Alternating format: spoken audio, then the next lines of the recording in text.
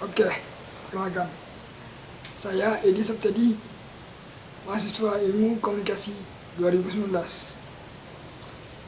Kali ini saya akan membahas tentang dampak pandemi pada sektor pendidikan. Oke, langsung saja.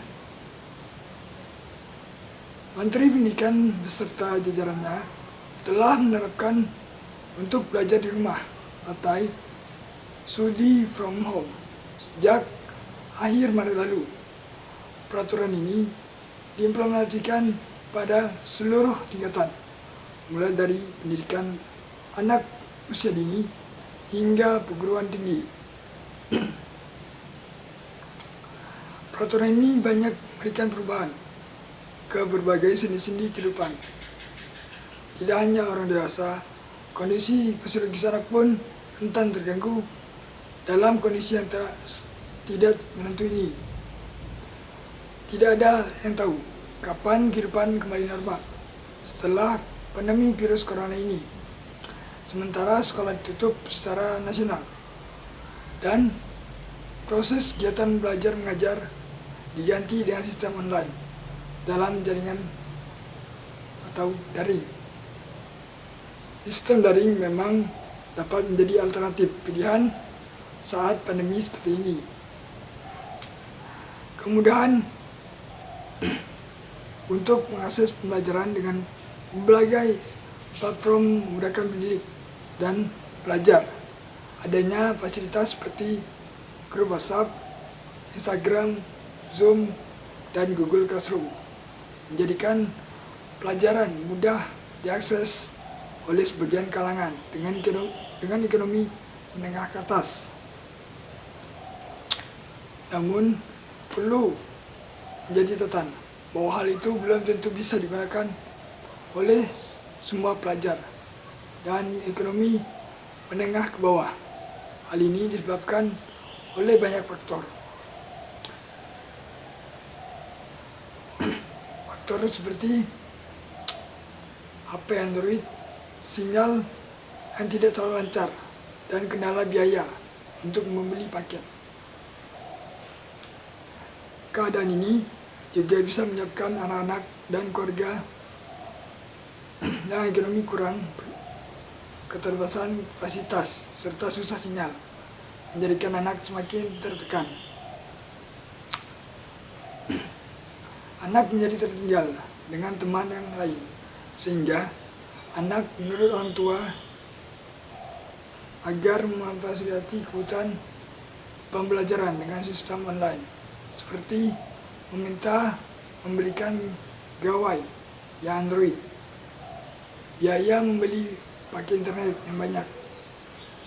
Jika hal itu tidak terpenuhi, anak bisa memilih mengerjakan pekerjaan di luar tugas sekolah dan bermain game online. Secara sistem pelajaran online mungkin sudah bagus karena anak-anak diharapkan tidak akan tertular virus corona karena tidak melakukan pembelajaran di luar sekolah dan terhindar dari bertemu orang-orang.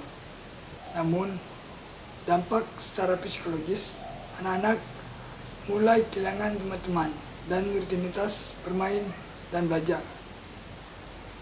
Anak-anak harus beradaptasi dengan waktu yang lama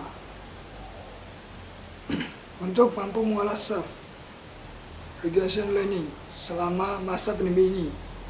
Pada umumnya, anak-anak tidak bisa mengungkapkan apa yang mereka rasakan secara verbal. Namun, masalah mental mereka dapat meluap dalam berbagai cara atau dalam bahasa psikologis disebut karakteris. Dampak psikis ini sangat terasa pada anak-anak usia remaja, di mana usia tersebut adalah peralihan dari anak-anak menuju dewasa. Dari anggota keluarga menuju interaksi sosial, pada usia ini anak-anak lebih banyak menghabiskan waktu bersama teman-teman sebaya. Mereka akan mendapatkan teman sebaya dalam mencari jati dirinya, sehingga mereka akan merasa lebih nyaman berada dengan teman sebaya daripada keluarga. Remaja adalah masa yang merupakan suatu periode penting di mana rentan kehidupan suatu periode transisional. Masa perubahan pada masa remaja mencakup meningkatnya pengaruh teman sebaya, pola perilaku yang lebih matang,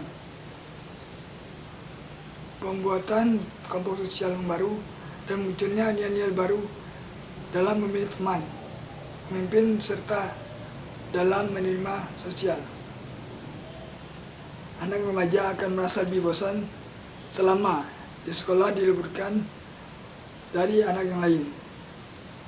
Apa yang mereka pelajari di rumah akan sangat jauh berbeda dengan mereka pelajari di sekolah bersama teman sebayanya.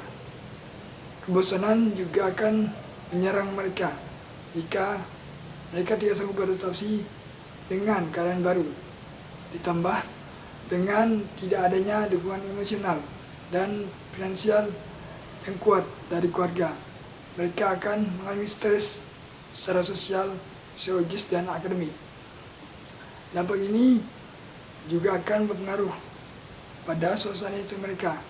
Banyak informasi yang memberikan media, baik media elektronik, media massa, media sosial, dan media sosial tentang virus COVID-19 dapat memberikan dampak psikis pada anak-anak. Jika mereka dapat memberikan filter berita yang mereka terima, tidak menutup kemungkinan anak akan mengalami stres dan perubahan suasana hati mereka secara labil. Beberapa perilaku yang tampak biasanya adalah marah secara tiba-tiba, kecemasan, dan ketakutan.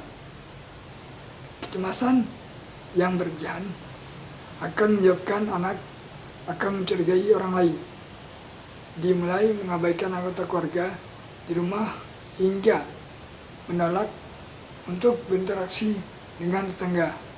Jika hal ini terus berkelanjutan dan biarkan, anak akan merasa aman dan senang berada dalam kamarnya saja, dengan akan khawatir jika bertemu orang lain. Oke, itu saja yang dapat saya sampaikan. Sekian dan terima kasih.